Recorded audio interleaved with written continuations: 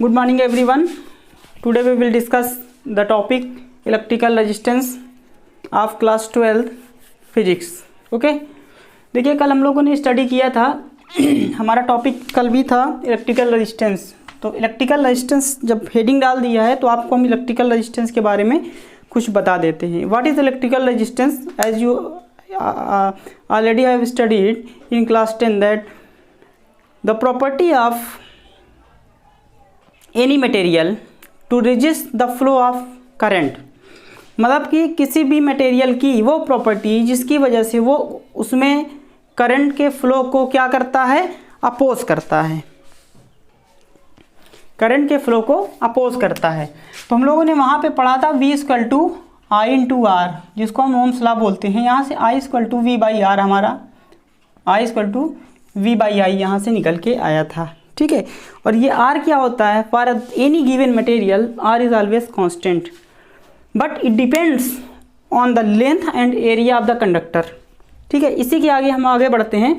जैसे कि हमने कल बताया था आपको कि electrical resistance I equal to v ना v d e a n a, where v d is the drift velocity is the value of charge on one electron and n is the number of electron per unit volume and a is the cross sectional area। देखिए हम लोगों ने इसके आगे पढ़ा था कि V क्या है? Drift velocity. हमने इसको कैलकुलेट किया था EV upon ml into torque, okay. इसके बाद हमको एक टर्म मिला था R equal to ml upon N square torque into A, okay. और यहाँ पर हमने ये चीज़ देखा था कि ये वाली जो क्वांटिटी हमारी है इसको हमने क्या लिख दिया था, rho equal to m l upon n e square torque, ठीक है। दिस इज द रेजिस्टिविटी, क्योंकि एल ये है रेजिस्टेंस, लेंथ पे डिपेंड करता है, एरिया पे डिपेंड करता है, बट ये मास ऑफ द इलेक्ट्रॉन है, नंबर ऑफ इलेक्ट्रॉन पर यूनिट वैल्यू हमेशा उतना ही रहेगा। इज द एक चार्ज की वैल्यू कितनी होगी इलेक्ट्रॉन की, हमेशा सेम होगी। और torque is the relaxation time which is fix for that material, okay. So we can say that this is the resistivity of the material. Resistivity का कल हमने आपको बताया था, रेजिस्टिविटी का यूनिट जो होता है क्या होता है, ओम मीटर, ठीक है। This is symbol of ohm and M is the symbol of metre, ठीक है। इसके बाद हम लोगों ने कुछ क्वेश्चंस लगाए थे। देखिए यहाँ से हमको क्या मिला था, यहाँ से हमको मिला था R equal to rho L by a के टर्म में। इस तरह से हम लिख सकते हैं अगर रो को ये हम लिख दें। तो देखिए आगे बढ़ते हैं। Question number 1 and question number 2 हम लोगों ने ऑलरेडी डिस्कस कर लिया था। हम लोग पढ़ते हैं क्वेश्चन नंबर 3, ठीक है। क्वेश्चन नंबर 3 में कह रहा था, देखिए किसी वायर को इतना स्ट्रेच हम कर दें कि उसका, क्वेश्चन नंबर 3 पहले क्वेश्चन लिख लेते हैं। A wire of resistance 4 ohm is stretched 10 times to its original length, then find new resistance। अगर किसी वायर जिसका रेजिस्टेंस 4 ओम है उसको 10 टाइम्स खींच के लंबा कर दें तो क्या होगा। देखो ये हमारा कंडक्टर था, ये वायर, ये मान लेते हैं कि एल लेंथ का था।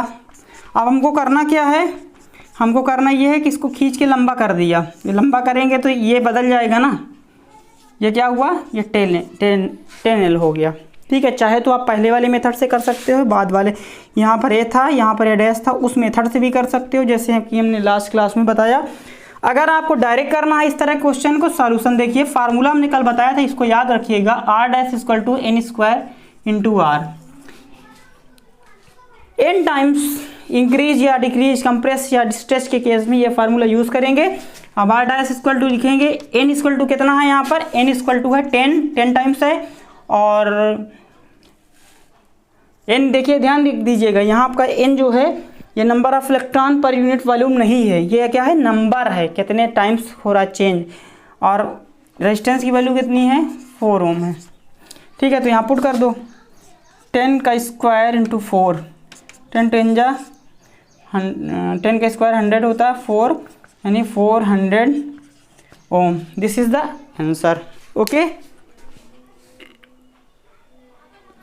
अब आते हैं अपने एक नेक्स्ट क्वेश्चन पे। ये समझ में आ गया होगा आपके, एक बार वीडियो को पॉज करके इसको दोबारा देख सकते हैं आप, अगर ना समझ में आया हो समझ में आ जाएगा। नेक्स्ट क्वेश्चन है क्वेश्चन नंबर 4 आपका। एक क्यूब रखा हुआ है, आप थोड़ा सा इसका लेवल हम क्या करेंगे, आप करेंगे क्वेश्चन का, तब अभी हम लोग देखो। अब इसमें ये कह रहा है, इसको थोड़ा सही कर दीजिए, ठीक है। अब इसमें हम ये कह रहे हैं कि ये ए है, ये वाला आर्म ये है, ये वाला आर्म ए है, ये वाला आर्म बी है और ये वाला आर्म सी है, ठीक है। अब ये क्या कह रहा है कि यहाँ से कोई करंट फ्लो हम कराते हैं, आई यहाँ से गया और इस फेस से निकल गया आई। पूछ रहा है कि find the electrical resistance. Okay, find the electrical resistance. देखो इसमें ये कह रहा है, एक और बना लेते हैं, यहाँ आई गया इस फेस में और इस फेस से निकल गया आई। अब अगर हम इसको मान लें, इसको मान लें पाथ 1, इसको पाथ 2 मान लें, इसको 3 मान लें, इसको 4 मान लें, तो इसमें पूछ रहा है find the electrical resistance for 1 2, path 1 2 के लिए क्या होगा और 3 4 के लिए क्या होगा, ठीक है। तो अब देखो निकालने का बहुत ही आसान तरीका आपको बताते हैं। इलेक्ट्रिकल रेजिस्टेंस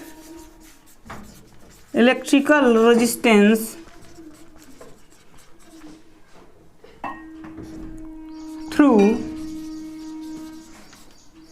1 to 2, इसको लिखते हैं R12, ठीक है।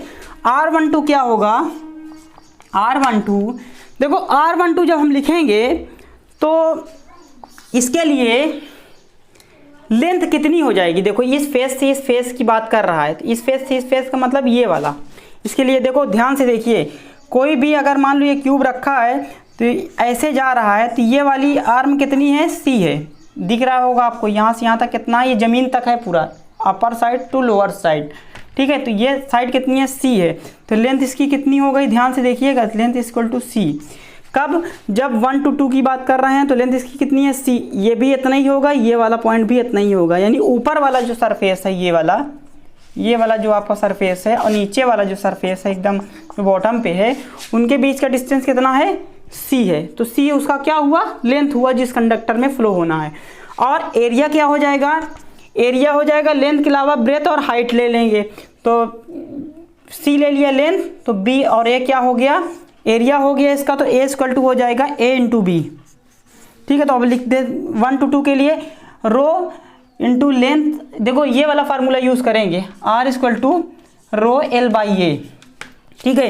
लेंथ कितनी है, लेंथ हमने माना सी इसका, और एरिया कितना दिया, ए बी, और यही इसका क्या हुआ, आंसर हो गया। इस तरह से क्वेश्चन आपको ए बी सी की जगह पर 2 3 4 कुछ भी आप बना के अपने से कर सकते हो। अब दूसरा पूछा है कि यार 3 4 क्या होगा, ध्यान दीजिए। 3 4 के लिए पहले हम लिख लेते हैं, 3 4 का मतलब है यहाँ से यहाँ जा रहा है, तो लेंथ कौन वाली होगी, लेंथ कौन वाली होगी, बी वाली, तो यहाँ पे लिख देते हैं लेंथ इक्वल टू बी है, तो एरिया कितना हो जाएगा, ए इंटू सी हो जाएगा। कैसे भी हुआ, यहाँ से इस सरफेस से इस सरफेस के ले रहे हैं, मतलब ये वाली वाल और ये वाली वाल के बीच का ले रहे हैं, तो ये डिस्टेंस होगा, ये वाली डिस्टेंस देख रहे हो आप, बी है, तो लेंथ कितना, करंट क्योंकि यहाँ से यहाँ फ्लो हो रही, यहाँ निकल रही है, ठीक है। तो क्या होगा, रो बी अपान ए सी, यही आंसर हो गया। क्लियर। देखिए नेक्स्ट क्वेश्चन हमारा है, कह रहा है कि इस तरह से कुछ सिलेंडर दिया हुआ है, शेप में आपको दिख रहा है फिगर में, और करंट कुछ इस तरह से फ्लो हो रहा है, इस आपको दिख रहा है हॉलो सिलेंडर है, हॉलो सिलेंडर में इस सरफेस ऐसे क्या हो रही है, करंट फ्लो हो रही है उसके बीच में, मतलब उसकी इन साइड में नहीं रहेगी आउटसाइड में इसमें रहेगी। और इसको कह रहा है कि इसका रेडियस r1 दिया है और इसका रेडियस बड़े वाले का रेडियस r2 दिया है। ठीक है, अगर इसको हम ऐसे बना लें, देखिए तो इसका रेडियस r1 है, इसका रेडियस r2 है। ठीक है, तो इस तरह के शेप में आपने पढ़ा होगा अगर, तो एरिया क्या होता है, इसका एरिया कितना हो जाएगा, एरिया इक्वल टू जाएगा पाई r2 square minus r1 square.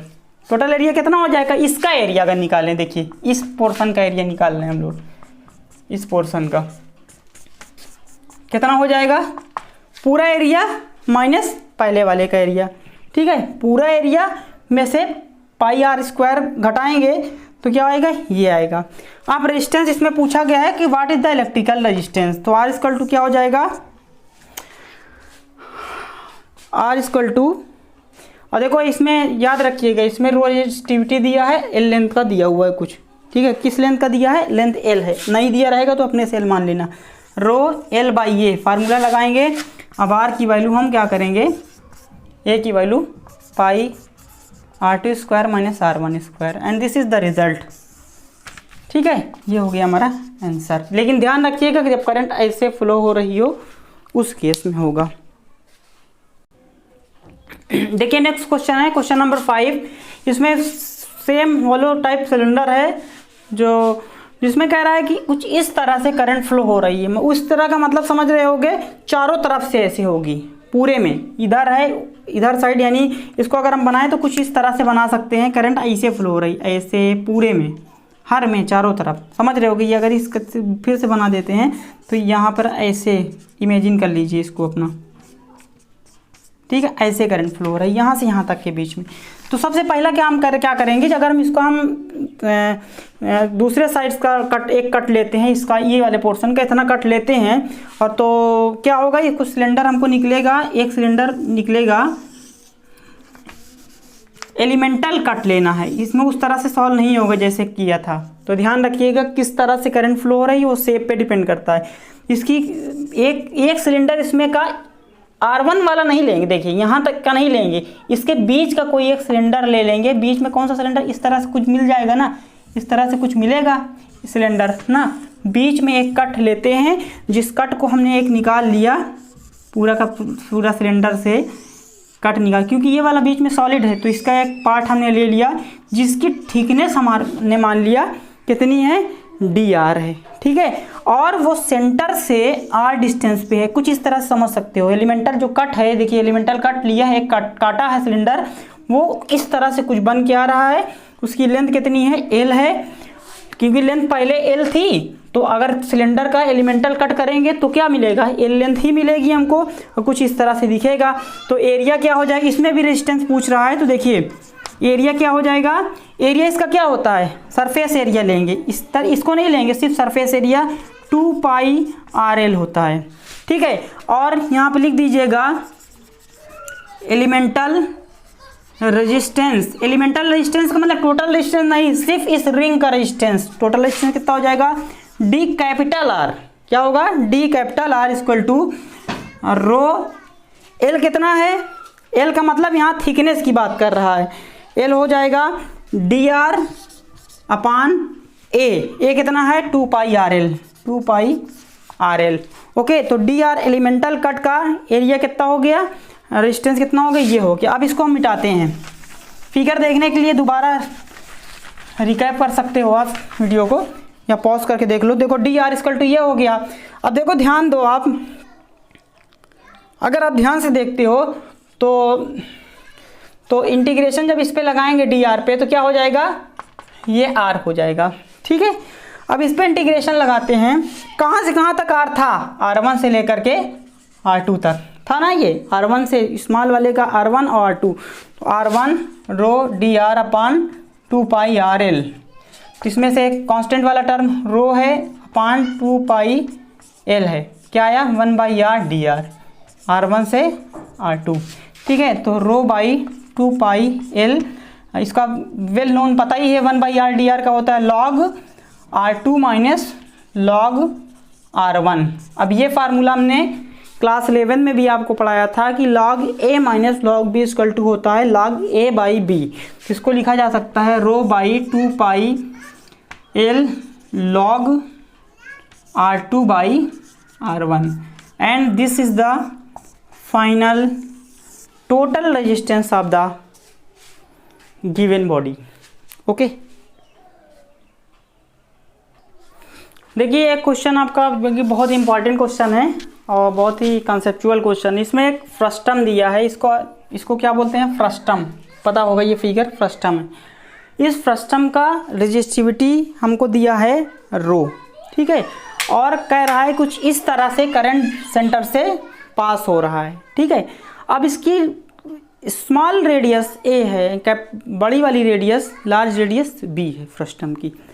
अब इसमें कह रहा है कि इसकी लेंथ l है और दिया है given that b minus A is less than l, यानी b और a का जो डिफरेंस होगा वो l से बहुत छोटा होगा, कह सकते हैं नेग्लिजिबल होगा, ठीक है। तो इस तरह के क्वेश्चन को सॉल्व करने के लिए पता है आपको एक रिंग काटेंगे, इसको क्या करेंगे, क्योंकि देखो अगर बराबर हो तो सीधा कैलकुलेट हो जाता, लेकिन हर जगह एरिया क्या है, चेंज हुआ इसमें, तो एक इसमें से कट लेंगे।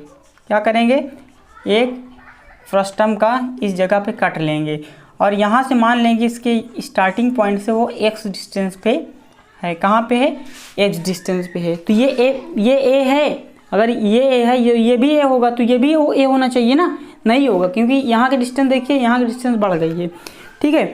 तो इसकी जो थिकनेस हमने जैसे माना था, रिंग की तरह मानेंगे इसको, रिंग की तरह, तो इसकी थिकनेस कितनी मान लेते हैं, इसकी थिकनेस हम लोग dr मान लेते हैं। क्या मानेंगे, dr, जैसे माना था वैसे ही मान लो, ठीक है। अब हम बात करते हैं कि अगर इसको हम सीधा कर दें, क्या करेंगे, इसको अगर हम इसको एक लाइन ड्रॉ करें, इमेजिनरी लाइन बना लें अगर इसको, कि ये क्यों बनाया हमने, क्योंकि इसके बराबर वाले को पहले निकाल के उसको कैलकुलेट कर देंगे। इसको मान लें इसका एंगल थीटा है, ठीक है, थीटा एंगल है और इसका इक्वेशन क्या हो जाएगा, देखो अगर इसको मान ले y एक्सिस और इसको मान ले x एक्सिस, ये सब हटा दो अभी, ये x एक्सिस है ये y एक्सिस है, तो इसका इक्वेशन y और x एक्सिस पे एक लाइन का इक्वेशन क्या है, y equal to mx plus c है ना, y equal to mx plus c का इक्वेशन है। तो अब देखो करना क्या, हम पहले बता दे रहे हैं, इसमें हमको रेजिस्टेंस निकालना है। r इक्वल टू क्या होता है, रो l बाई ए, ठीक है। और आपको हम बता देते हैं कि L क्या है, L यहाँ पर लेंथ, क्योंकि हम क्या किसका निकाल रहे हैं, इस elemental resistance dr equal to क्या हो जाएगा, देखो dr डिस्टेंस कितनी है, x है, लेंथ कितनी है इसकी, अगर इतना कट किया है यहाँ से यहाँ तक का, यहाँ से यहाँ तक का छोटा सा फ्रस्टम कट किया है तो उसका लेंथ कितना है, dx है, ठीक है, क्या है, dx अपान सरफेस एरिया कौन सा है, इसका डिस्टेंस हम लोग मान लेते हैं r, क्या मान लिया, यहाँ से यहाँ तक, यहाँ से यहाँ तक का इसको हम मान लेते हैं कि ये r डिस्टेंस है। तो इसका एरिया कितना हो जाएगा, cross sectional area pi r square होगा, ठीक है, पाई r स्क्वायर हो गया। तो अब देखो यहाँ पर एक चीज़ आ गया कि यहाँ पर रो कांस्टेंट है, पाई कांस्टेंट है, r भी वेरिएबल है, यहाँ लिख दीजिएगा सिंस r इज वेरिएबल और dx के रिस्पेक्ट में इंटीग्रेशन करना है वो भी वेरिएबल है। तो अब करेंगे क्या, देखो तो इसमें से हम क्या करेंगे, सबसे पहला काम करेंगे कि tan m जो y equal to m x plus c का जो इक्वेशन आया था, इसमें m क्या होता है, m equal to tan theta होता है, आप शायद पढ़े हो इसको, tan थीटा यहाँ से निकाल लो, क्या होगा, देखो ये वाला पोर्शन कितना है, ये वाला पोर्शन देखो ये पूरा b है, ये पूरा b है और यहाँ तक a है, यहाँ तक a है, तो ये वाला कितना हो जाएगा, ये वाला हो जाएगा b माइनस ए, ठीक है। तो y इक्वल टू लिख दो, m की वैल्यू कितनी है, tan थीटा कितना है, b माइनस ए, tan थीटा कितना होता है, b माइनस यानी परपेंडिकुलर अपान बेस, बेस कितना है, l है, इंटू एक्स प्लस सी, ठीक है, इसको लिखा हमने। अब इसको ये y हमारा था, y कौन सा है, वाई कौन सा, वाई एक्सिस ये वाली है, और ये वाले पर इसका लेंथ कितनी है, आर है, यानी वाई यहाँ पर कितना है, आर है। ठीक है, आप इसको एक्स के रिस्पेक्ट में डिफ्रेंशिएट कर दीजिए। D R by D X equal to B minus A upon L, ये कांस्टेंट आ गया। डी एक्स का एक्स के रिस्पेक्ट में जब डिफ्रेंशिएशन करेंगे वैल्यू 1 आएगी, और इसकी वैल्यू कांस्टेंट है 0 आएगी। तो कुल मिला के हमको ये मिला।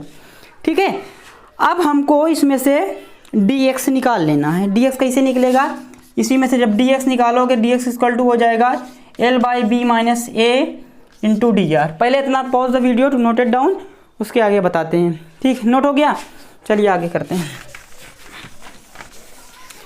डी एक्स इक्वल टू ये हमारा आ गया। अब एक इक्वेशन अभी हम लोग ने एलिमेंटर कर लिया था, याद होगा आपको, D R equal to rho D X upon pi R square, ये था। इसमें आप पुट कर दीजिए, पुट करिए एक्स की वैल्यू, सब्स्टिट्यूट यहाँ पर लिख दीजिएगा, substituting the value of d x in equation first, इसको फर्स्ट मान लीजिए। डी एक्स की वैल्यू कितना है, l by B minus A into D r upon, अब कहानी बन गई हम लोगों की। ठीक है, अब क्या करना है, इंटीग्रेट कहाँ से कहाँ तक करना है, देखो डी आर इक्वल टू यहाँ इंटीग्रेट करना है ए से बी, क्योंकि पहले वाले का ए है दूसरे वाले का बी है, पूरा इंटीग्रेट कर दें वैल्यू आ जाएगी।